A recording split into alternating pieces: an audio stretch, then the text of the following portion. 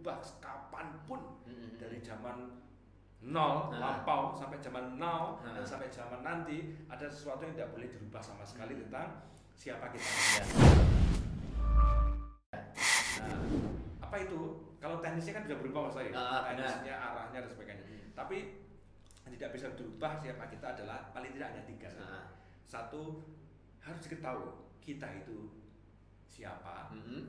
Maksud kita siapa itu dari mana? Dari mana? Nah, siapa itu ini belum pertanyaan sebenarnya sih. Kalau kita siapa kan hanya untuk mengatakan saya itu manusia. Nah, ini penting ini. Keinformasian tentang kita manusia itu akan penting karena manusia dengan hewan kan berbeda. Iya jelas. Jelas kan? Berbeda. Jadi kita itu manusia. Dari mana? Tugasnya selama jadi manusia apa? Dan nanti akan seperti apa? Maksudnya setelah kematian. 3 ini jawaban dasar pertanyaan yang tidak akan berubah sampai kapanpun. Dari mana, tugasnya apa nanti kan sebagai apa kita juga ya. Terus kemudian akhirnya nanti ada masa pertanggungjawaban itu. Nah, kalau 3 ini sudah menjadi bagian sesuatu yang cara berpikir dalam hidupnya akan mudah Mas. Berarti UMI saja nggak cukup ya untuk tahu siapa aku, mana aku manusia, itu aja nggak cukup ya. Berarti harus jelas dia sadar bahwa dia manusia, kemudian dia paham peran fungsinya sebagai manusia apa, dan kemudian nanti bagaimana. Nah sekarang saya repotnya ada kita ada manusia, masuk aku wong. Nah itu angel aja ngomong. Karena mohon maaf ya, ada yang manusia secara fisik. Ya, secara fisiknya. Wes tidak bisa dulu. Mungkin mohon maaf, ganteng, ayu. Tapi secara attitude, dalam keseharian perilakunya, kalau boleh dibilang akhlaknya, itu kayak bukan manusia lagi. Kayak binatang malah. Mungkin. Bahkan lebih buruk dari binatang. Nah itu yang namanya nggak ada akhlak, itu kayak binatang. Jadi kalau bener ya, kalau kemarin kalau itu ilmu itu ada, tapi nggak ada akhlak. Nggak ada. Itu di TV Mas itu. Nah itu Mas Dai. Bahwa dia bisa menjawab saya itu dari mana datangnya. Nanti ada jawaban. Saat tiba ada dengan ujung-ujung kok betunduk. Kim surah gila. Nah benar. Wes, mohon maaf tanpa mengurangi hormat lagi, sebodoh-bodohnya orang. Nggak ada yang berani mengatakan aku NLap, aku. Iya benar.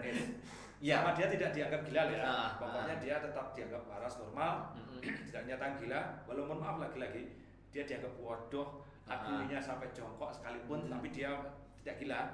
Dia tidak akan pernah punya keyakinan dia tiba ada dengan sendirinya. Dia terus runtut. Ini gampangannya ya, pikirnya ya, untuk merenung. Jadi kalau Anda ingin merenung harus ada waktu khusus dulu Mas. Sebelum jawab ini jangan serampangan. Misalkan duduk di bawah pohon cemara. Itu kayak ada kisah teman saya kayak. Nggak tahu, dia sekarang sudah nemukan siapa dirinya belum. Sholat di lapangan ngapain juga. Itu kalau sholat itu nggak apa-apa. Ini sholat sendirian di lapangan. Malam lagi. Ketemu pitik. Sorry ya. Ini manusia macam apa?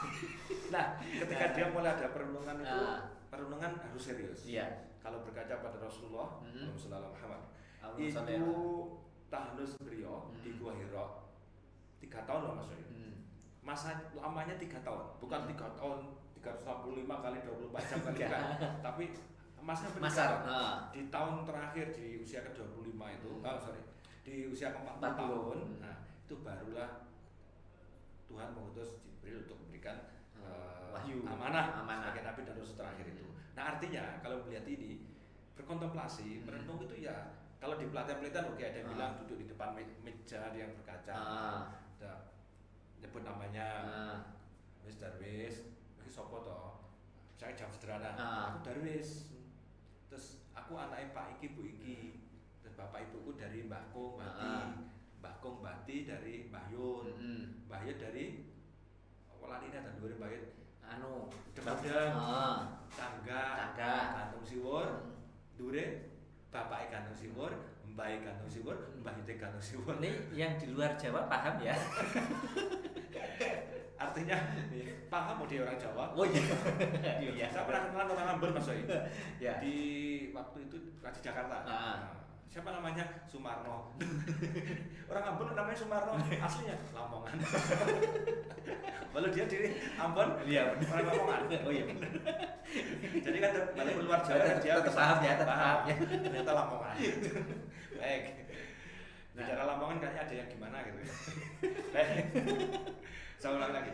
Akhirnya turun-turun, maka ketemulah satu pemikiran bahwa dia tidak terjadi dengan sendirinya. Apalagi kalau dia sudah beragama, kan dia tahu manusia yang hidupnya lahir tanpa bapak dan ibu, itu cuma ada, cuma Hawa. Terus kemudian Isa alaihissalam, ada cuma ibu, tanpa ada bapak dalam konsep Islam kan begitu. Nah, akhirnya dia merenung. Terus, lah, yang pertama kali Nabi Adam, apakah ada dengan sendirinya? Nah, kadang-kadang akal berpikir Mas ya. Terus akhirnya diombang-ambingkan. Sampai kemarin saya dengarkan Gus Bah itu dialog antara orang Islam dan ateis. Alhamdulillah saya semakin menguatkan diri. Dulu sejak saya SMA itu pernyataan almarhum Imaduddin Abdul Wahid, dosen ITB. Kenapa di Quran itu, mohon maaf bicara kitab suci, itu Tuhan tidak menyertakan kata ateis Mas Zai. Yang ada itu mohon maaf ya kalimat namanya mukmin, kafir, munafik, terus fasik, mujrimun. Benar ya Mas Sumaru ya? Kan yang kita bahasa Arab ya. Jadi ternyata ateis tidak ada padanan katanya di sana. Karena pada dasarnya orang tuh nggak ada yang nggak percaya pada Tuhan. Pasti percaya pada Tuhan. Cuman wujud Tuhannya berbeda-beda. Nah, ternyata orang yang tidak percaya Tuhan pun tidak yakin kok sebenarnya. Kalau Tuhan tidak ada tuh mereka nggak yakin. Dari mana mereka tidak yakinnya? Karena dia juga berpikir alam ini terjadi ada yang pemulanya. Mereka mengaku ada pemula alam ini, tapi mereka tidak mau mengatakan itu Tuhan. Nah, tapi ada. Keyakinannya tidak mungkin dia menyebutkan tidak ada. Yang pertama kali siapa? Ya yang lap pertama kali misalkan ya, yang berwujud itu. Nah, makanya akalnya juga terbatas. Kalau tidak dibimbing oleh namanya iman, wahyu, maka akalnya akan gila Mas. Lumpuhkanlah ingatanku. Akan lumpuh betul ingatannya. Makanya lagi-lagi Einstein sebelum dia meninggal akhirnya keluar pernyataan terkenal itu ya. Ilmu pengetahuan tanpa agama buta. Tapi agama tanpa ilmu pengetahuan lumpuh. Benar. Itu duanya tidak bisa dipisahkan. Itu pengakuan jujur dari Einstein ketika dia menemukan IMC kuadrat. Nah, artinya di sini who am I-nya Einstein ketemunya justru di usia yang tua itu. Nah, proses berarti ya. Benar. Masih ingat bahasa Inggris Mas Doi yang saya satu-satunya selalu saya hafal. Saya bertahun-tahun jamin success is not destination but is a journey. Artinya apa? Sukses itu adalah it's not destination. Bukan tujuan, tapi dia proses. Nah, artinya di sini ketika kita berproses terus mencari jati diri itu akan terus perjalanan. Dan apa jawabannya? Ada dua Mas Wi. Jawaban pertama adalah bimbingan Tuhan dengan jalan ya semacam penguatan keyakinan. Nanti hidayah kalau banyak hidayah. Damai hidayah. Yang kedua dengan siapa dia bergaul. Oh iya benar. Penting berarti Jadi apa yang ngarin Mas? Lingkungan. Kawan itu sahabat itu sangat menentukan. Itulah salah satu untuk merenung melihat siapa kita. Oke, sobat kita semakin seru ya pembahasan kita hari ini tentang who am I. Jadi sobat kita yang hari ini masih bingung bagaimana, nah ini juga nanti bagaimana sih cara kita menemukan tentang siapa diri kita, jati diri kita lah ya. Nah, tahapan-tahapannya kemudian sebagaimana tadi Mas Dali juga sebutkan ternyata penting juga ya lingkungan itu. Sebagaimana tadi analisa itu analoginya kayak pemain sepak bola, manajer itu penting, pelatih itu penting, karena dia yang nanti akan memandu kita, mengarahkan kita. Contohnya misalkan Andi itu dengan Messi nggak sama, beda, jelas beda. Nggak sama main sepak bola. Oh ya, cuman nasibnya sebentar masih berbeda. Mungkin coachnya. Kenapa harus Andi sama Messi? Kan sama bro, posisinya sama. Apa tinggi badannya juga sama, kemampuan skill juga sama. Jadi lingkungan nanti yang berubah. Lingkungan benar. Kalau lingkungannya Messi akhirnya membentuknya seperti Messi ya. Berarti kalau lingkungannya Mas Coy. Tapi penting lah ya, itu bisa jadi gambaran yang luar biasa. Nah, jadi kalau kita pengen jadi kayak Messi, ya bergaulnya sama itu Pep Guardiola atau Jose Mourinho. Jadilah mereka. Oke. Jadi gini, tadi intermezzo dulu. Jadi gini, Mas Darwis. Oke, tadi kan kita sudah bahas terkait bahwa kita harus sadar bahwa kita itu proses pencarian jati diri itu nggak setahun 2 tahun tapi panjang. Sebagaimana manusia itu terus bertumbuh dan berkembang. Kemudian kita juga nggak mungkin kita nggak melibatkan Tuhan dalam proses pencarian jati diri. Kita juga nggak mungkin mengabaikan lingkungan, orang-orang sekitar yang bisa melihat kita lebih objektif. Nah, sekarang masalahnya gini Mas Darwis. Ada anak-anak muda itu yang hari ini, nah bener ya, Mas Darwis tadi sempat nyinggung, dia itu nggak pernah keluar rumah. Kehidupannya itu nyaman dengan dunia medsos. Nah, ini bagaimana menyikapi generasi milenial atau kalau ini generasi Z atau generasi Alpha ini yang hidupnya memang nggak bisa lepas dari gadget, yang akhirnya ada kecenderungan juga mereka itu kayak antisosial. Nah, itu bagaimana Mas Darwis? Ya, kalau bicara karakter manusia memang berbeda-beda ya. Kita memang tidak bisa menyamakan karakter seseorang. Tadi kita akan sempat bahas UMI-nya itu standar harus sama. Kalau ini tidak bisa diotak-atik. Cuman kalau nanti masuk pada style, masuk pada karakter atau watak, itu justru yang nanti akan buat warna yang luar biasa dalam kehidupan ini. Cuma tetap ada standar ya, ada standar yang tidak boleh dilampaui karena kalau sudah di bawah standar itu akan berbahaya. Mohon maaf kalau dalam bahasa agama saya itu ada namanya laqad khalaqnal insana fi ahsani taqwim. Cuman masalahnya kalau sudah di bawah standar, tsumma radadnahu asfala safilin. Bahwa Tuhan menciptakan manusia yang terbaik segalanya, mulai fisik, mulai akalnya, kreativitas, ide, mempertahankan diri dengan segala kelebihannya, sehingga diberi kewenangan sama Tuhan untuk mengelola bumi. Bumi tidak dikelola oleh malaikat, karena malaikat tidak sempurna perangkatnya untuk mengelola bumi. Tidak diberikan kepada hewan, karena kurang akal, tidak sempurna juga. Fisiknya juga tidak mungkin. Nanti kalau rapat di PBB gimana? Ya saya ngomong, lah ya kami ketemu ular. Kan tidak masuk akal lah ya. Ini Tuhan sudah menyiapkan segalanya. Cuman masalahnya tadi sempat kita bahas Mas ya. Dia memang manusia terbaik secara fisik, secara akal. Tapi sayang kemungkinan dia sumarodatna wasfala safilin. Tapi kemudian dia oleh Tuhan dianggap lebih buruk, bahkan di bawah binatang ternak. Di surat yang lain sempat disampaikan juga. Nah, kecuali ini standarnya, mereka kalau punya keyakinan, punya iman, melakukan kebaikan, amal soleh. Nah, jadi sekarang kan ada standar. Jadi misal orangnya punya introvert atau extrovert sekalipun, dia mudah beradaptasi atau tidak, dia mudah cerewet, bawel, antara sing mau nang jadi jual yang ngarani lek gak ditutuk gak muni kaya gong lho Mas. Gong itu lek gak ditutuk kan gak muni. Ngenteni ditekoni lek nggih, lek gak yo meneng-menengan. Nah, itu kalau menurut saya style. Selama tidak melampaui batas. Dulu Mas saya. Zaman tuh mohon maaf ya. Teman-teman SMA mohon maaf. Saya SMA itu kan gondrong. Jadi kalau rahasia di Gondes ya julukannya. Gondrong desa. Celana kawetan. Waktu saya di SMA 2 Kediri dulu, waktu ada rahasia itu mesti melayu. Karena memang dengan dipotong rambut. Walaupun tidak panjang, enggak ya, hampir pundak begini. Apakah orang tua tidak komplit? Ya komplit. Jawaban saya sederhana Mas. Pokoknya gak melanggar agama, gak melanggar undang-undang, hukum, tidak apa-apa. Jadi sederhana kan cara berpikirnya waktu itu. Jadi alasannya malah belum Nabi Muhammad gondrong, Nabi Isa loh, Yesus juga panjang rambutnya. Terus tidak ada larangan pemerintah harus pendek. Padahal larangan dari sekolah ada.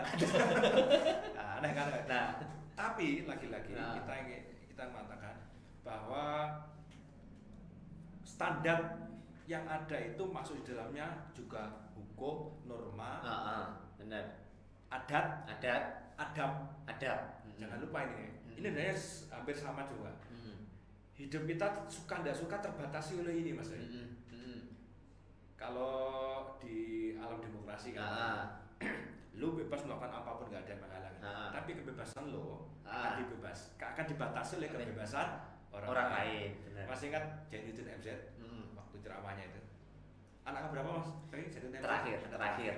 Barepnya berarti? Zainuddin A. Zainuddin MA. Zainuddin MA. Kalau Meggy Z anak terakhir. Barepnya Meggy A. M2M ya, Meggy Z langsung S. Itu kabarnya sudah mudah-mudahan Allah terima amal ibadahnya. Jadi kata Zainuddin MZ itu ada orang muter musik di rumahnya, di kamarnya keras. Wes dia suka ya. Kau keras luar biasa. Kan suaranya terdengar di tetangga-tetangga. Nah, tetangganya pada komplain, suaranya ganggu. Kata dia, ini musik-musikku, kamar-kamarku, yang muterin juga aku, yang biar kenapa lu komplain? Nah, tapi kata tetangga, iya bener itu punyamu, duit-duitmu. Tapi ini kuping-kuping gue, ini rumah-rumah gue. Kenapa suara musik lu masuk ke telinga rumah gue? Jadi kebebasan seseorang itu dibatasi oleh kebebasan orang lain juga. Nah, akhirnya dia kembali dewasa Mas. UMI-nya melihat, walah, aku gak iso los, gak iso, emang gue pikirin. Tapi dia bilang IGP-nya, emang gue pikirin. Kalau sebelumnya, emang gue pikirin, pakai tanda tanya, akhirnya tanda seru, emang gue pikirin. Ini namanya menunjukkan perkembangan potensi dirinya dari yang kekanak-kanakan jadi kedewasaan. Jadi akhirnya lagi Mas Tadi dia bilang bagaimana menghadapi anak yang kira-kira banyak bermain di media sosial. Ya pertanyaannya selama kewajibannya tidak tertinggal. Oh ya, batasannya itu ya. Satu, sah-sah saja. Ya. Kedua, dia tidak melanggar hak-hak orang lain, saya kan masih sah-sah saja. Sah-sah saja. No problem. Tugas-tugasnya kelar, mulai tugas dari Tuhan, tugas dari negara, tugas dari keluarga, dari sekolah mungkin, dari pekerjaannya, no problem. Itu style aja. Tapi akhirnya kalau misalkan keintrovertannya atau mungkin ke ekstrovertannya itu pendiamnya atau loss-nya itu menabrak apa yang diamanahkan padanya, itu masalah. Nah, atau termasuk ini juga kadang ini mungkin dia juga mengerjakan kewajibannya selesai semuanya, tapi karena keseringan dia asik dengan gadgetnya, kemudian menikmati itu sampai istilahnya itu cuek terhadap lingkungan. Nah ini bagaimana ini? Ya, itu yang masuk kategori etika dan adab. Bagaimana sampai nggak kenal tetangga kan ya aneh juga ya. Aneh juga. Padahal kalau misalkan mengikuti konsep agama misalkan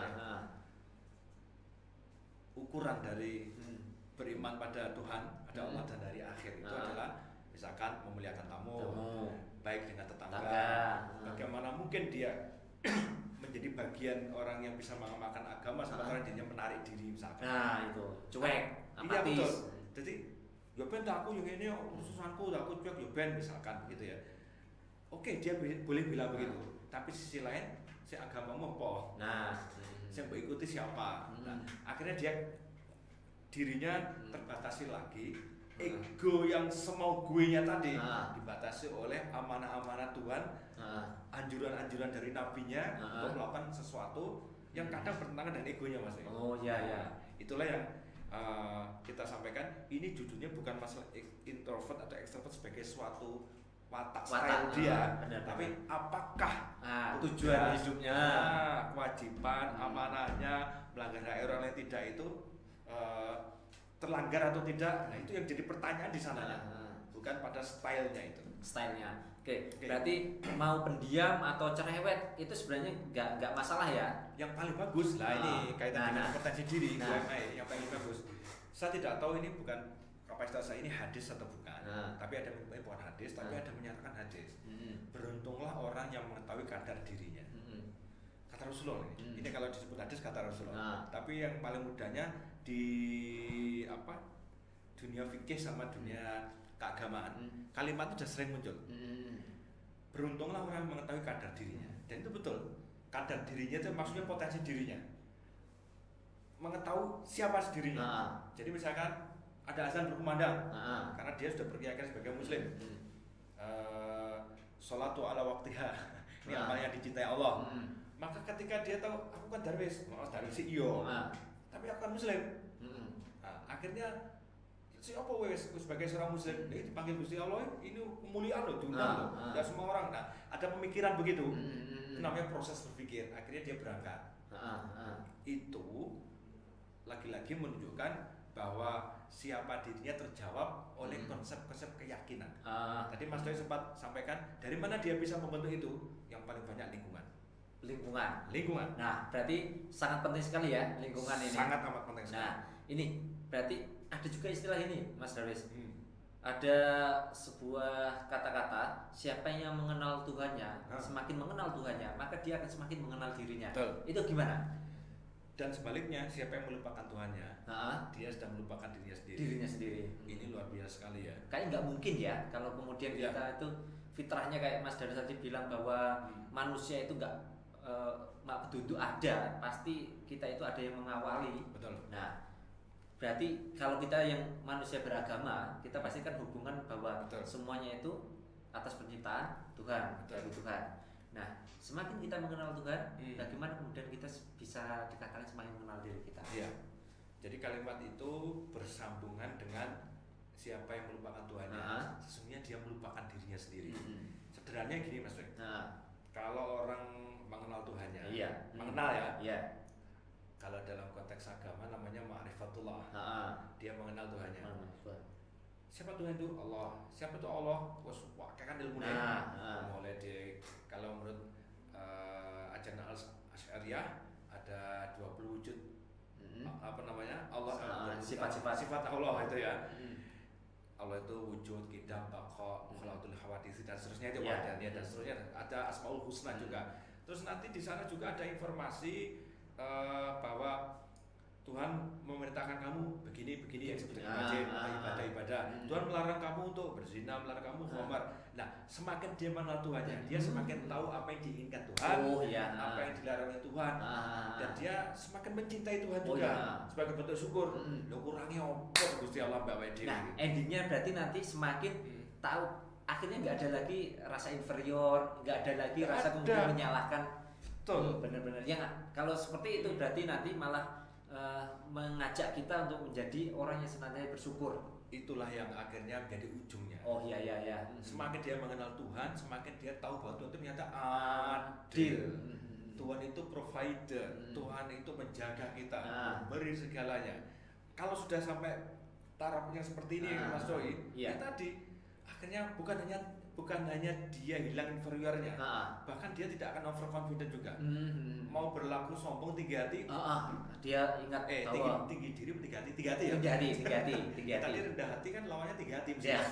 Tapi kalau karena dia tahu Tuhannya, gak mungkin mau ngaku kok gini kok iso sombong. Karena dia kenal. Tapi coba lihat orang yang tidak kenal Tuhannya, berarti dia tidak tahu Tuhan itu melarang ini. Kalau nanti kamu kerjakan ini, ujungnya akan begini.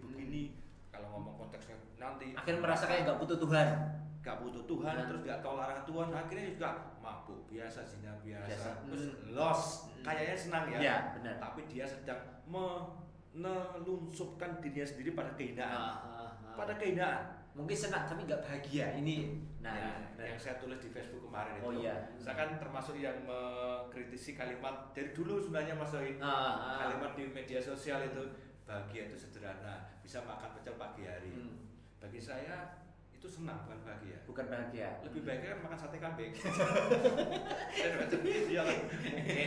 Jadi bagi yang darah tinggi ya enggak. Ya kelakar saya. Maksud saya bahagia dan senang berbeda. Bahagia dan senang berbeda. Ini kan banyak orang yang tertipu ya kayaknya ini terkait konsep antara senang dan bahagia. Kalau konteks yang saya tulis dari beberapa literatur itu, bahagia kan di hati. Iya. Bahagia itu gak bisa diumum-umum nih. Ini mana diri ya. Cuma bisa dirasakan. Terus non sewu bahagia itu kan di hati ya. Gak bisa diumumkan dan gak bisa dituduh-tuduhkan. Jadi sering kita bilang, misalkan dia lagi duka gitu ya, karena berpisah ya. Perpisahan bukanlah luka, meski harus meninggalkan duka. Ayo, siapa ini yang nyanyi?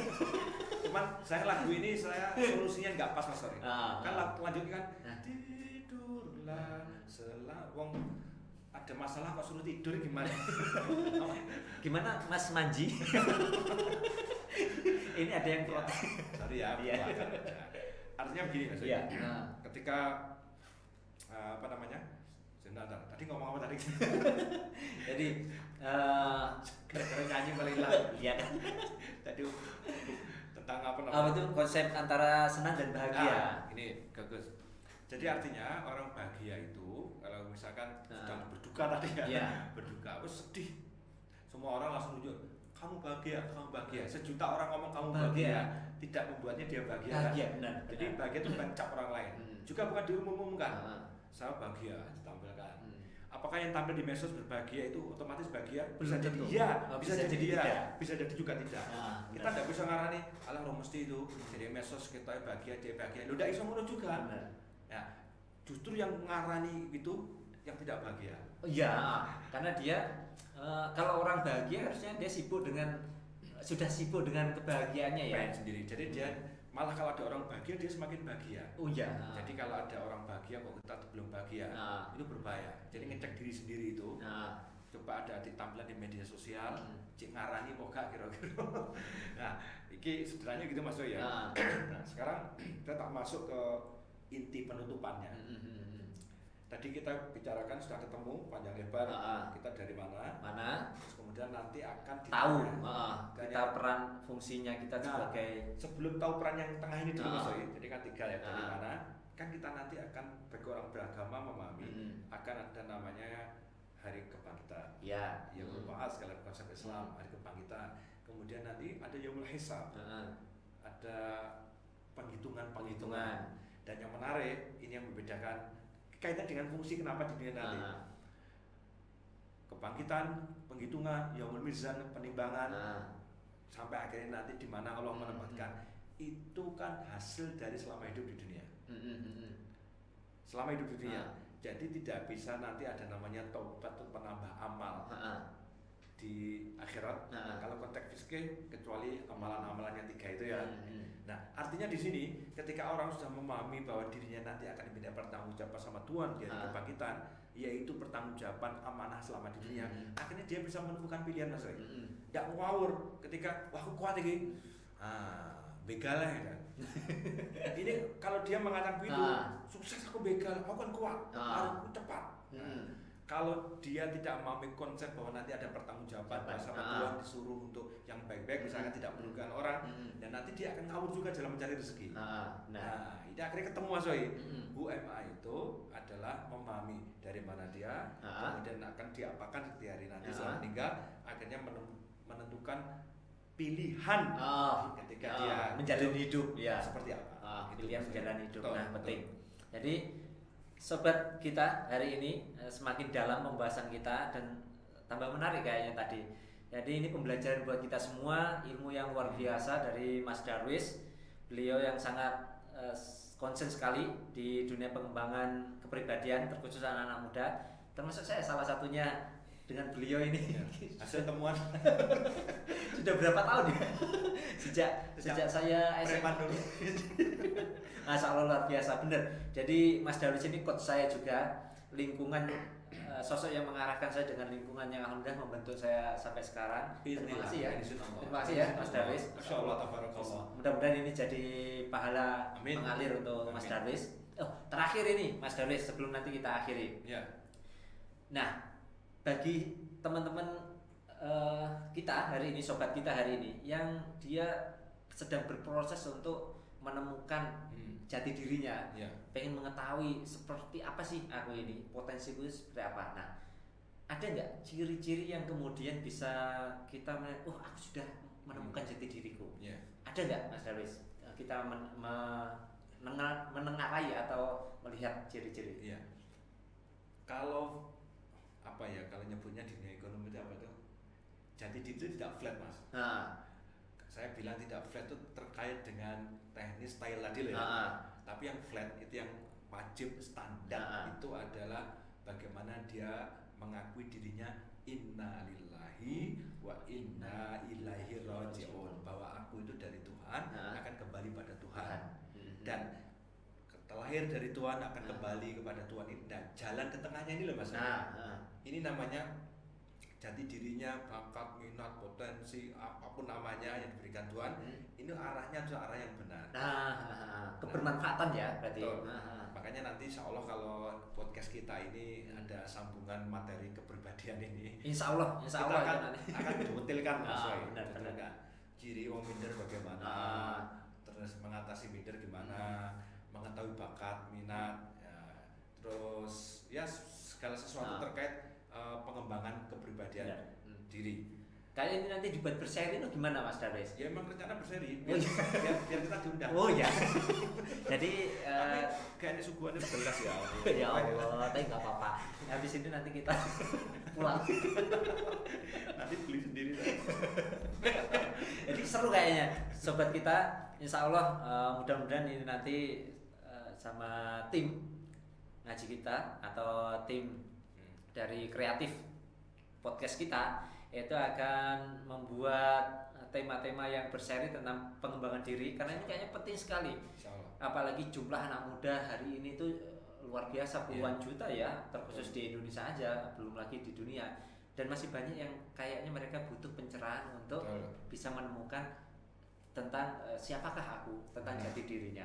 Jadi kan terbuang sia-sia ya potensinya. Nah, jangan sampai itu nantinya. Pastinya dia bisa ke puncak. Tapi masih di dasar saja. Nah, makanya semakin banyak nanti anak-anak muda yang tergali potensinya, mengetahui tentang potensi dirinya, jati dirinya, kemudian bisa meledakkannya untuk kebermanfaatan. Insya Allah lah, itu nanti akan bisa bermanfaat untuk lingkungan, bahkan untuk kalau bahasa agamanya rahmatan lil alamin.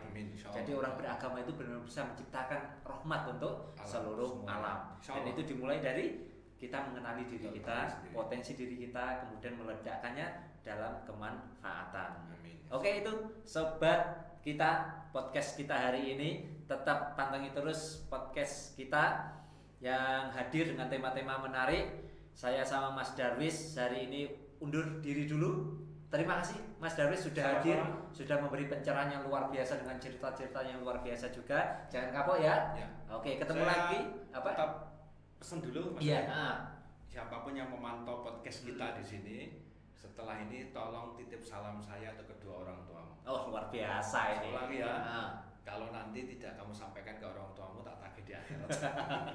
Ngeri kan? Salam saya cuma satu. Di beberapa tempat saya dengan Mas Darwis sering ini harus kita sampaikan. Harus banyak teman. Bilang ke orang tuamu, salam dari Mas Darwis, bunyinya selamat punya putra-putri yang soleh-soleha. Oke, luar biasa. Sampaikan orang tuamu. Semoga bapakmu nggak bilang kayak kowe soleh. Enggak, masih bangga. Bangga, insya Allah bangga, pasti bangga. Salam ya untuk kedua orang tuamu. Oke, sobat kita itu